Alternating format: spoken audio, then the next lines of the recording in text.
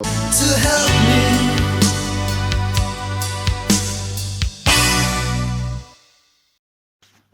The Great Saxon War from 446 to 456 AD would never be forgotten, and the war between the nations of the British and the Germanic immigrants was one of deep hatred, where there was no mercy shown and there would be no peace or understanding. The Saxons had been allowed in small groups during the Roman period of Theodosius the Great, around 375 AD, when they were allowed to settle in unwanted areas on the east coast. Later, the unscrupulous and irresponsible Gwytherin, known as Vortigern, had allowed in large numbers of these pagan people and had settled them in Kent around 446 AD. The drunken and dissolute Vortigern had claimed that the Saxons would act as coast guards to prevent others from raiding. Yet he positioned them along the coast, nearest to France, where the kinsmen of the British lived, and left the long eastern seaboard of Lloegria completely open to attack from across the North Sea.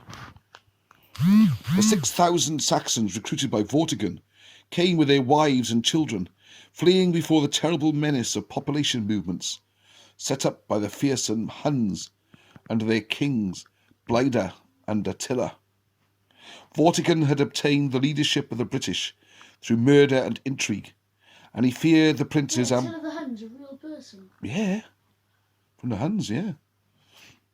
The princes Ambrosius and Victor, who fled to Brittany to gather an army against him, and so he used the Saxon coast guards to block their passage across the narrow channel. Once the migrant Saxons had colonies, new arrivals had safe havens to head for when they landed in Britain, and so their numbers had steadily multiplied in Britain. They bred faster than the native population, and they spread inland, causing conflict for the scarce resources of land and clean water, displacing the native populations in the southeast. A major war between Ambrosius and Vortigern had been won by Vortimer, the son of Vortigern, in a titanic battle at Wallop in Hampshire in 447 AD. Yeah, and they did get walloped. And 10 years later, in 456 AD, huge numbers of Germans from the continent landed in the Saxon settlements, and together they launched a huge raid across Britain, looting, burning, slaughtering and robbing with unparalleled savagery, before their surprised neighbours could react to stand against them. Towns, houses and churches across Britain were devastated. Crops were burned and cattle slaughtered. The British immediately threw Vortigern from the leadership, and Vortimer, his son, quickly drove the Saxon back into the lairs in Kent. For 10 years, Vortimer battered the Saxons, finally gaining 3 colossal victories, and the defeated pagans had finally begged for peace. Tragically for the British, the great Vortimer had been fatally wounded in the last battle, and his brother Catigern had been killed earlier. So peace was granted, and a great conference and celebration was held. Both sides agreed to come to the conference unarmed, but the Saxons came carrying concealed weapons. After a great deal of beer had been drunk, the Saxons attacked their hosts, acting on a pre-arranged signal. Over 360 of the princes, the senators and the leading generals of the British were slaughtered unarmed. The Saxons actually believed that as Vortigern, the old king, had married Rowena, the daughter of their chieftain Hengist, a son of this marriage would be acceptable to the British as a king. So they spared the life of old Vortigern. The old king, however, had an illegitimate son, whose mother was a nun. This was Merlin Emrys, or Merlin Ambrosius, who governed large areas of North and Western Wales, and the British gathered around Merlin Emrys, and the war began. The king literally ran the country, being the head of the bureaucracy, and as head of state he was the chief judge, head of the church, and the interpreter of law. The other great appointment was that of the commander-in-chief of the armies, an appointment made strictly on merit. The strictly military appointment carried the title of wledig, meaning leader or commander-in-chief. Any nobleman from the group of families which comprised the royal clan surrounding the king could be chosen as wledig. The normal situation was for the king and the commander-in-chief to be two separate persons. Vortigern had been a dissolute ledig who sought to usurp the power of kingship, but lacked the training, morality, and self-discipline. His son Vortimer had been ledig, and then had come the great Merlin Emrys. The lesson of Vortigern was not lost upon the kings, and they began to take a more active military role. Just as the Roman emperor and the Senate had set out their generals with the legions, so the British kings and their councillors, also known as senators, had placed their ledigs in charge of the armies. There had been great warrior kings on occasion in the past, but times were changing, and the pressures of constant wars were changing the role of the king. Leadership was becoming more personal, and men were beginning to identify with their regional leaders and the local war bands or regiments. In the year 511 AD, the young Arthur was 7 years old, and according to the custom of the land, time for him to be sent away for his education. The male children of the royal clan were customarily sent away to noble families who specialized in youth training. They were taught good manners, poetry, law, the use of weapons, horsemanship, and other useful attributes.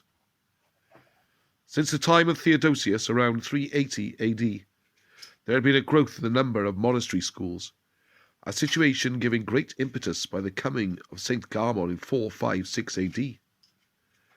Now there was pressure from the clergyman that the young prince should be sent either to the monastic school of Dyfrig at Mochros, or to the older school at Caerworgan. And so King Maurice journeyed up through the long Glamorgan valleys, with their large slab-sided steep hills, and across the great valley plain at Hirwain, and on up into the mountains of Brecon.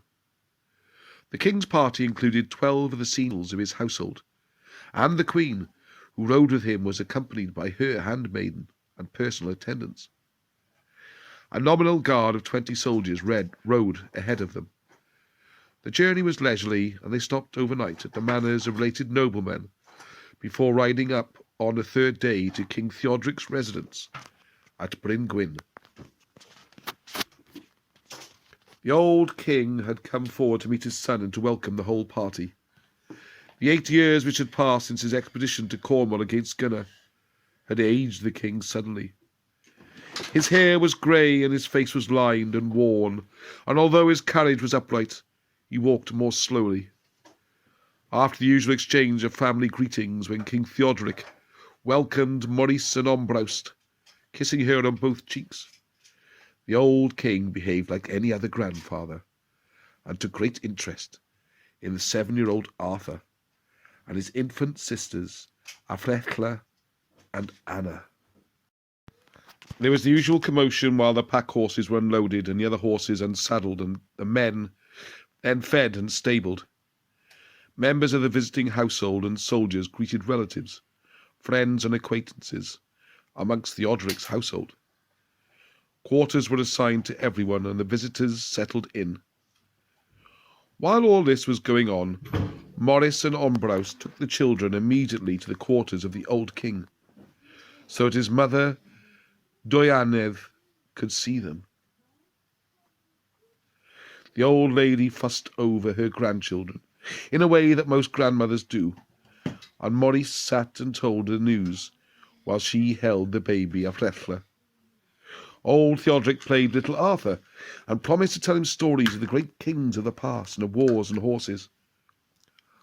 Then King Theodoric and his son withdrew to the old king's chambers, where they sat at a table in the room where the walls were hung with the antlers of deer killed in hunts of long ago, and bear skins and horns of great oxen ornamented with gold. They sat silent for a moment, each wrapped in his own thoughts. Then the old king came straight to the point. "Your son is growing well. He is well suited to his name, Arthur." Maurice nodded, thinking of the stocky, sturdy little boy with the dark brown, almost black gleaming hair and the dark, sparkling blue eyes. "He is strong and healthy, I think he will be big, but not too big. He is very clever and quick to learn, but he appears to be slow. But he is not slow at all. He is a thinker. He takes everything in and listens, and then he goes away to work it all out for himself, and he does it promptly. The old king rubbed his cheek with his hand. Now we must educate him. No easy matter if he is to grow up able to rule and to hold his own in these troubled times. Maurice leaned on the table and clasped his hands together and looked directly at his father and spoke evenly and slowly. Every damn bishop and monk who I have met for the last year has some or another got around to the subject of educating Arthur. Every blasted one of them wants to take the lad off to his monastery and teach him everything under the sun, particularly religion. Even my court chaplain occasionally mentioned the matter. The old king gave a perfunctory laugh. Tell the court chaplain that his job is to bless the wine and the food and to say a few prayers and nothing else. Tell him that unless he does this, you'll build a tiny chapel in the most remote and lonely island of the wild ocean and put him in it. He paused and then spoke in a low, confidential tone. Did you know your sister's coming home? Apparently she's tired of Ireland, but the real reason is that she obviously wants something for his son. Maurice looked at his father with a keen interest. He is a year older than I am. Do you think he'll cause any trouble? The old king shook his head and looked knowingly at his son. Your sister, Marshall, is the daughter of my first wife. You are the son of my second wife. When the terrible Saxon raids came years ago, she was 14, the correct age for marriage, and so I sent her to Ireland, partly for safety and partly for diplomatic reasons. When she married the Prince Anlech, the son of King Cormac, it secured us from possible attacks from Ireland. Later, when things calmed down a bit, I married your mother, and so you were born after your nephew Brychan, the son of Marchel, your sister. He is not eligible to be king of Britain, for he is half Irish. What now does Brychan want? Asked Maurice coldly. His father leaned across the table and patted him on the arm. Don't worry about Brychan, he'll be no problem. We'll give him some land up here in Brecon. After all, he is my grandson and your nephew. I need an estate to live on. In fact, he'd be very useful to me. Just how has Brychan been useful to you? Asked Maurice in amazement. He's not a soldier. He's no politician. He's never done anything, apart from fornicate.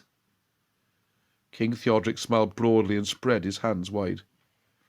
That is exactly the point.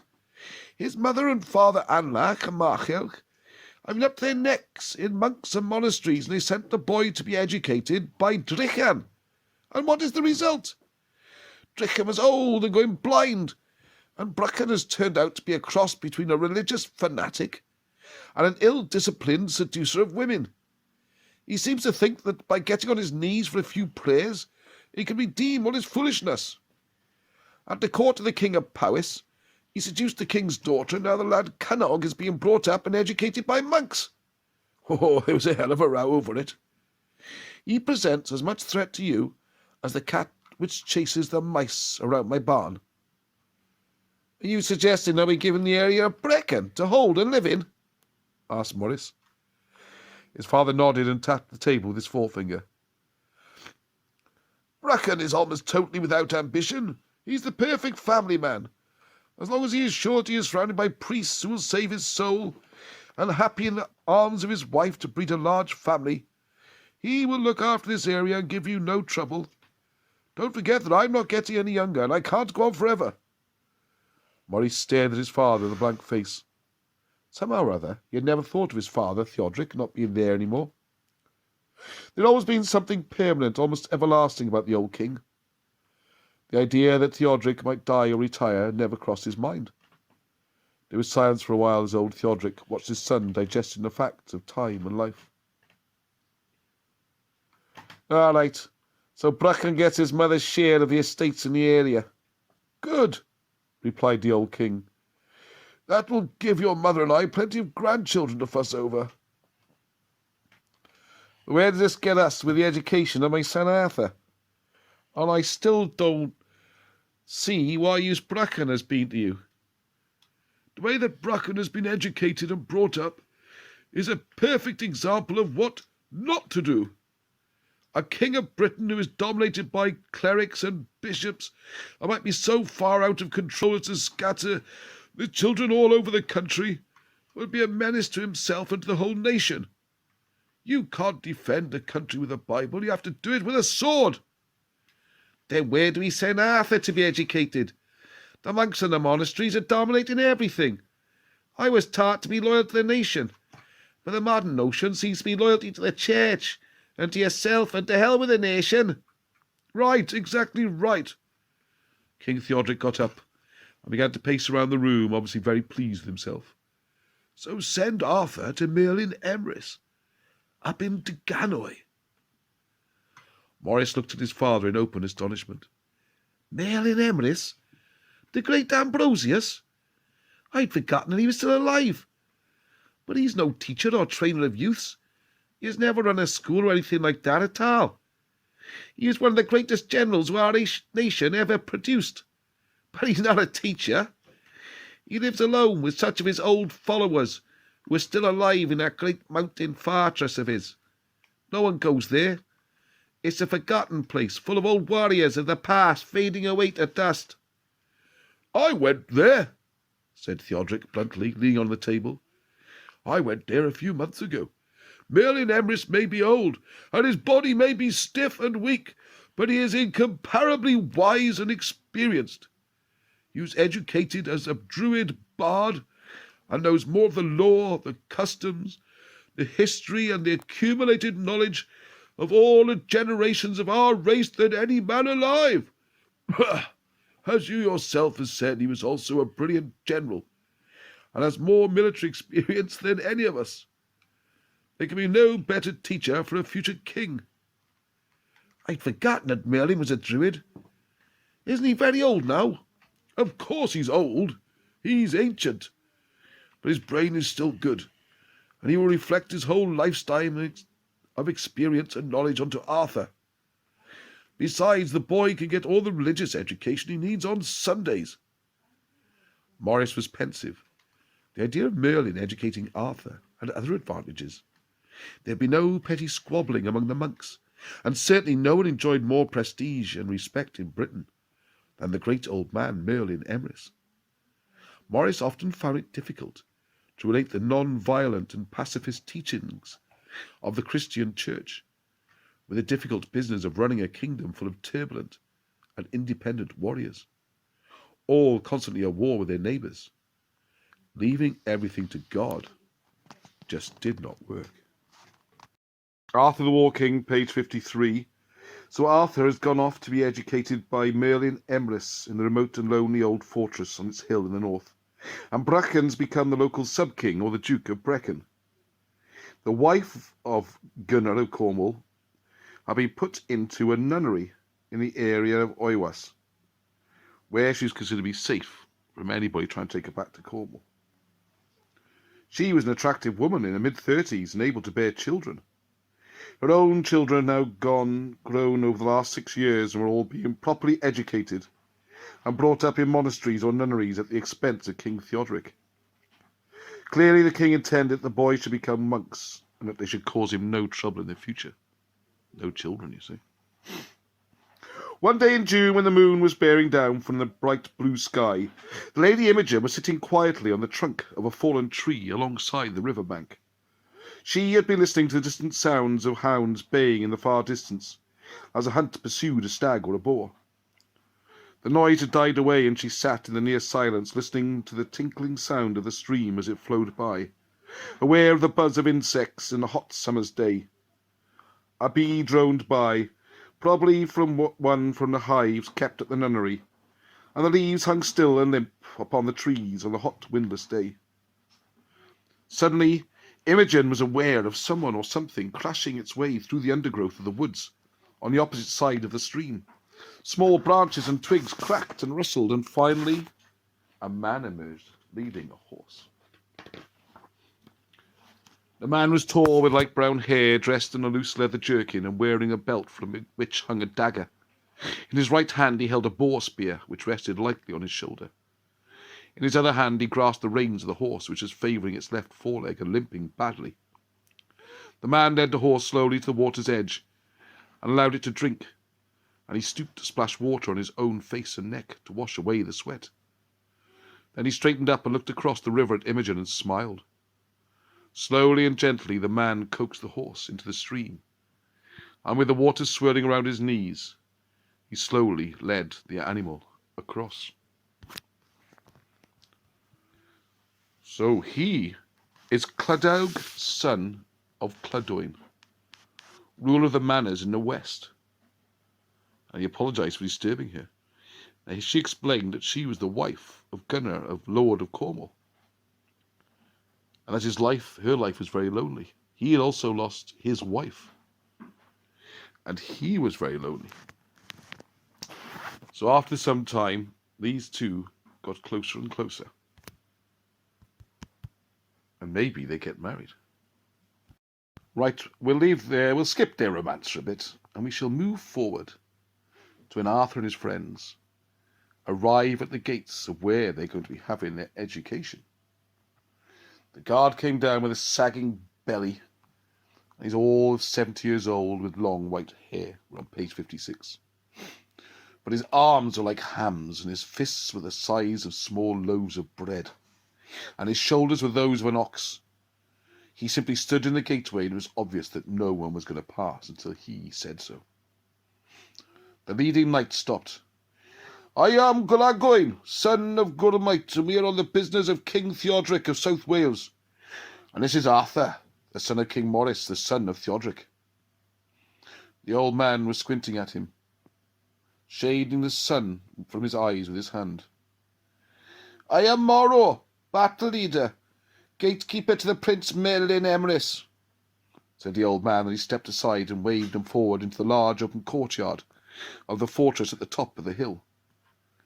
The men on horseback looked at the old gatekeeper with interest, for here was a living legend of the past standing before their eyes.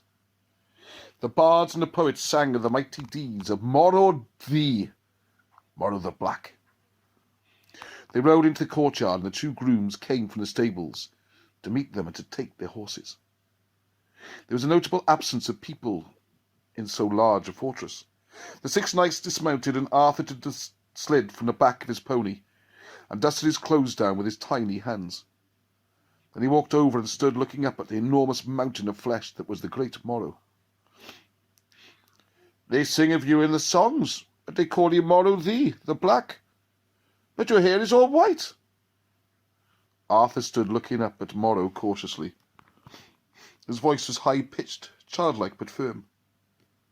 Morrow looked down and laughed, his several chins wobbling and his great belly quaking and shaking. "That was when I was young. My hair was once dark like yours, as dark as a raven. But now I'm old and it's white." "Ah," said the child, "perhaps you should have kept fighting, and then it would not have gone white."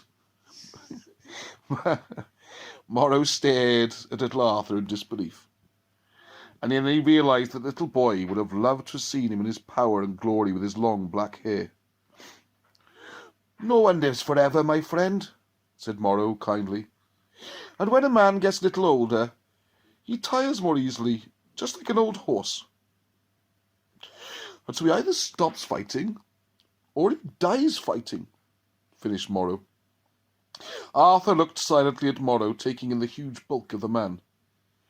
And then he said quite definitely, "I think I will go on fighting until I win, and then there is no more fighting to be done by anyone." "Perhaps you will. Perhaps you will." Morrow turned and motioned the group to follow him to the hall where the Prince Merlin Emrys would be waiting to greet them.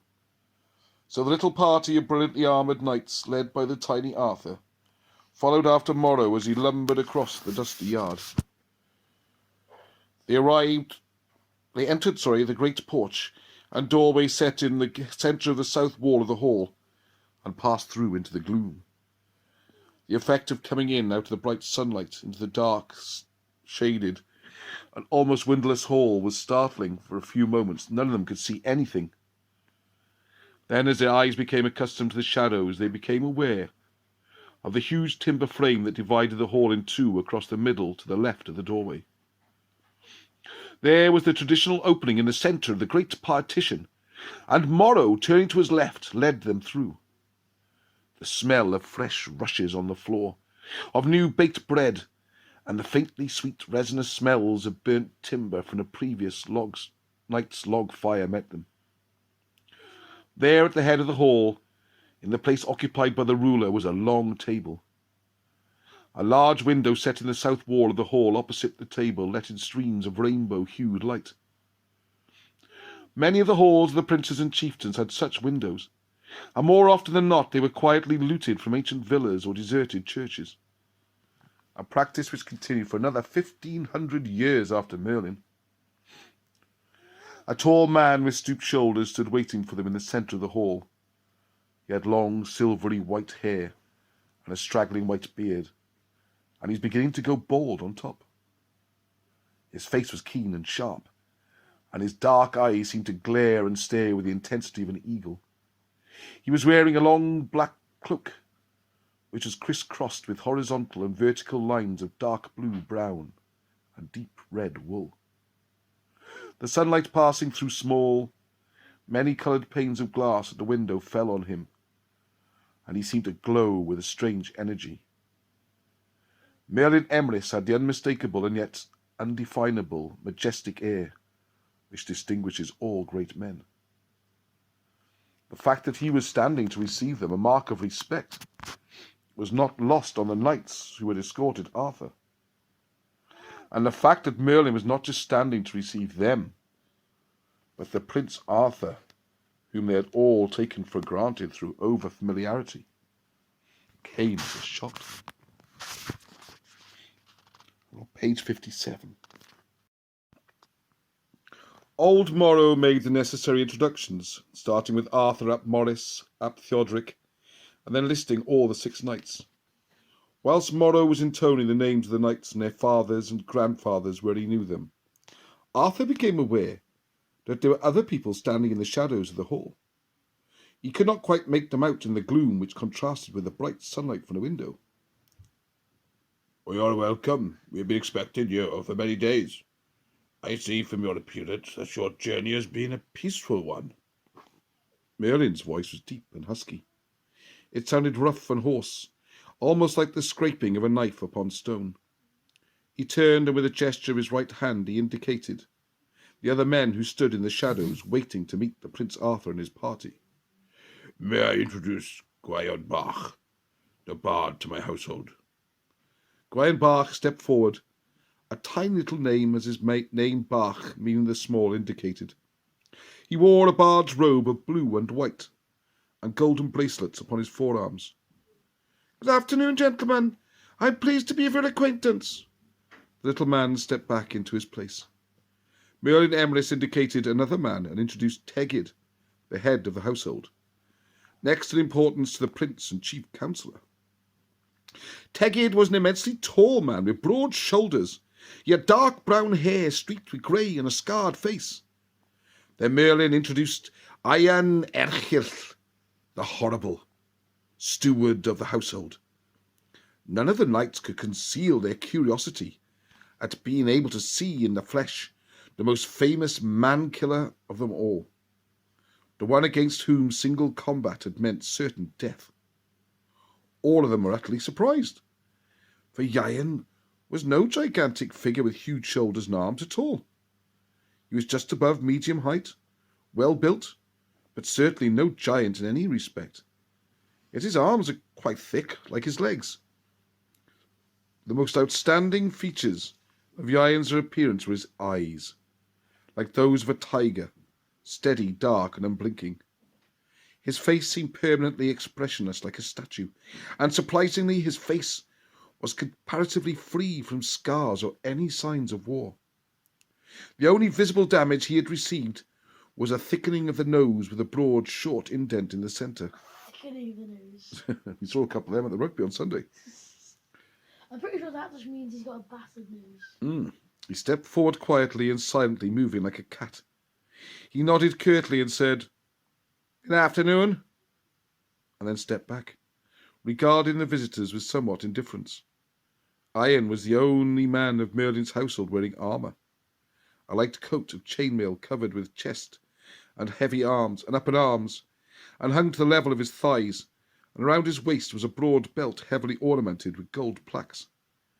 At his side there hung his famous sword known as the Dragon's Tooth. Young Arthur was fascinated by Iron, who was totally different from everyone else in the hall. All the other men looked noble and distinguished. The knights who had escorted him from his father's hall were big and brawny, and Merlin's household looked noble and haughty. Merlin was tall, Tegid was very tall and broad, and Morrow looked like a bull.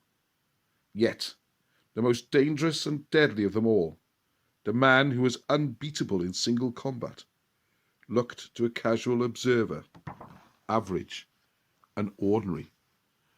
Not huge, not tall, in fact, a small man compared to some of the others. The introductions went on, the master of horse, the cook, the chaplain, and so on. Then there was a slight pause, and Arthur stepped forward and looked squarely at Merlin. "My father says I'm come to live with you, and to learn many things. Oh, and my father sends his greetings to you, sir. Oh, yes, I remember. My grandfather also sends his greetings to you, sir. I think that's all." Merlin nodded gravely. "My thanks for your father's and your grandfather's good wishes.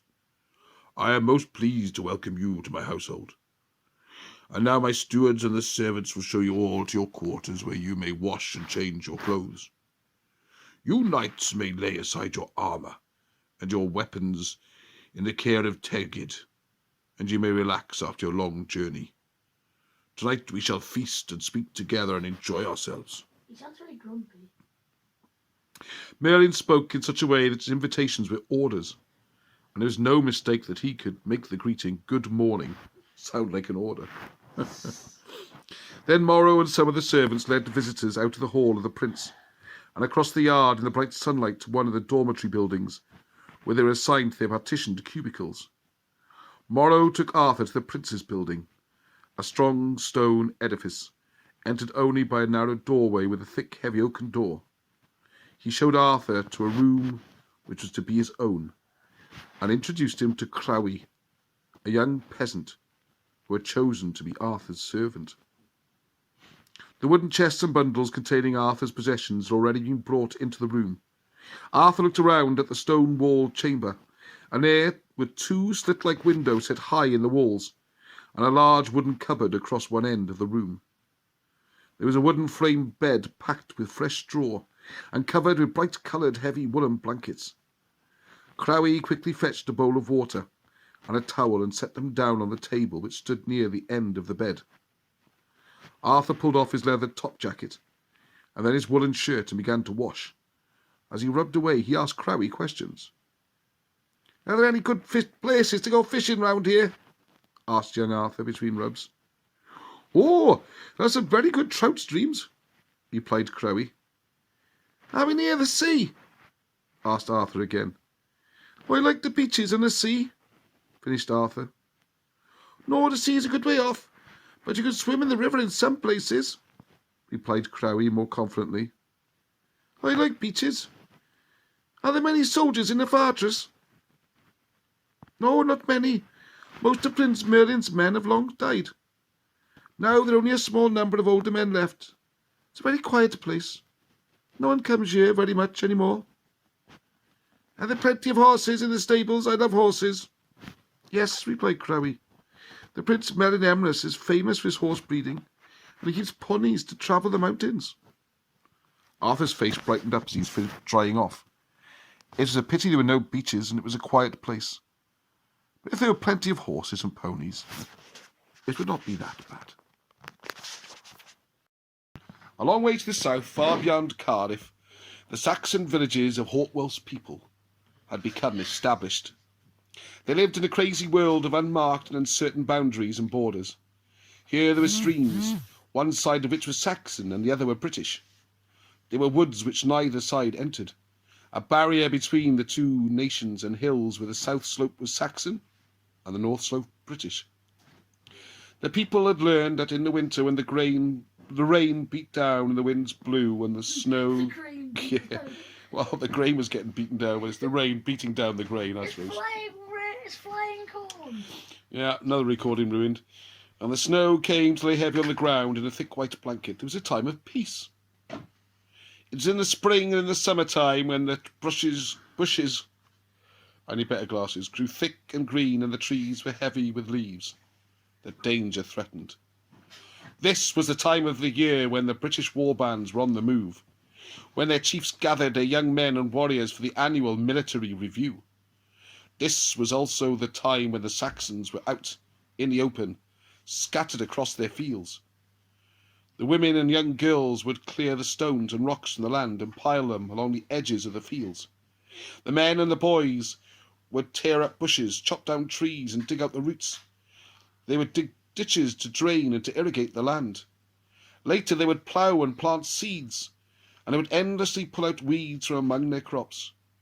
Always they had to drive off the birds from the growing seedlings, and all the time guards and watches had to be posted to give warnings of any sign of British cavalry.